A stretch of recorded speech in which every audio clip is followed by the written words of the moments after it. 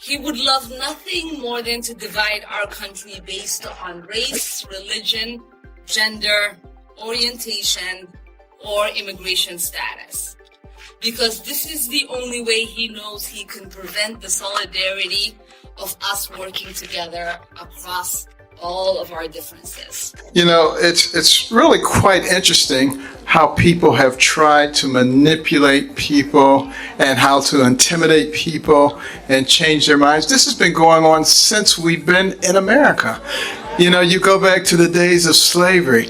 We're in a political moment where independence is treated like rebellion. Step outside the approved script, question the narrative, refuse to repeat the talking points, and suddenly you're the enemy. And no one embodies that tension more than Ben Carson. While members of Congress like Ilhan Omar dominate headlines talking about systemic oppression and institutional racism, Ben Carson stands in stark contrast. Here's a man who didn't just study poverty. He lived it. A kid raised by a single mother in Detroit who rose to become one of the most respected neurosurgeons on the planet. And instead of embracing victimhood, he rejected it. Flat out. That's what unsettles the left. They don't know what to do with a free-thinking black conservative who refuses to fit the mold. The entire political machine depends on identity aligning with ideology. Vote this way. Think this way. Stay in this lane. And in under 2 minutes, Ben Carson dismantles that assumption. When he brings up the house slave versus field slave dynamic, it's not just historical commentary. It's a direct shot at today's political culture. And trust me, the implications hit hard. Let's roll the clip. And then I'll break down why Ilhan Omar and her allies can't afford for this message to catch fire. Thank you. Thank you very much.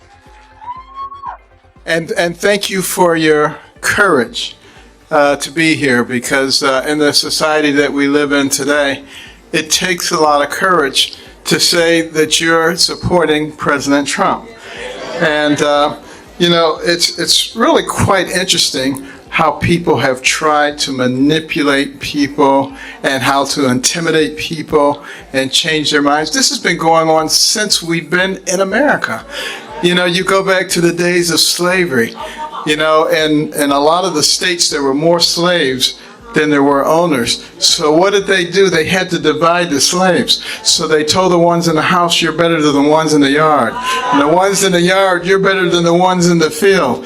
And then after slavery was over, the light-skinned ones, you're better than the dark-skinned ones. And on it went, trying to divide people. Today, they say, if you are a conservative, then you are somehow an Uncle Tom, you're a horrible person, you're a demon. What a bunch of crap, you know, but, you know, it's been going on for hundreds of years, and it's really time to put a stop to it. So I am very happy to see that you have the courage to come out. You know, it doesn't bother me anymore because, you know, I only worry about what God thinks. I don't worry about what these other people think. But, you know, sometimes people ask me, what happened to you? You changed. I haven't changed. I changed about 35 years ago because, you see, I grew up in Detroit, a bastion of liberalism. They call it progressivism now. They keep changing the name. But anyway, then from there to Boston, a bastion of liberalism.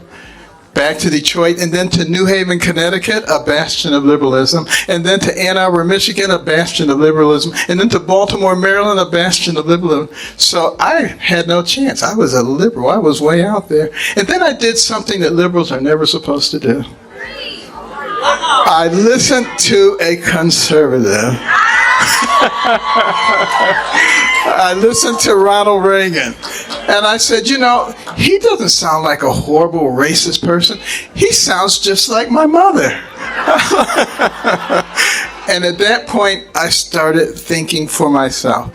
And that made a big difference. It made a big difference in my medical career, too. I didn't do what everybody else did. I always started thinking out of the box. How do you solve this problem? And that's the reason that God gave us these complex brains. Your brain has billions and billions of neurons, hundreds of billions of interconnections. It remembers everything you've ever seen, everything you've ever heard. It can process more than 2 million bits of information in 1 second. Would God give you something like that just so that you can be a sheep and follow what somebody else tells you to do, or to think for yourself? And Don't you find it fascinating that so many people say the president's a racist? He's a horrible racist and everything he does. Well, it seems to me like some years ago, Jesse Jackson actually gave the president an award in New York City because he opened so many opportunities for black people. Is that what a racist does? And then when he moved to Palm Beach, he was right on the forefront to fighting the clubs who were not admitting Jews and blacks. Does that sound like what a racist would do? He is the one who finally got the Second Chance Act done. Does that sound like what a racist would do?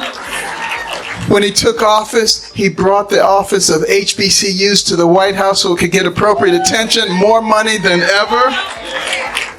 Opportunity zones so that people could take this money and direct it to the places where people did not have opportunities before.